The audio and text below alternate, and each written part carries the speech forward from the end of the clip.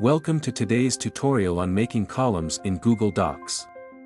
Whether you're working on a newsletter, a research paper, or a creative project, columns can enhance the visual appeal and structure of your document. In this video, we will explore how to create columns effortlessly. Let's get started. 1. Select text for columns. Highlight the text you want to format into columns. This could be a section, a paragraph, or the entire document. 2. Access column options. Click on Format in the top menu.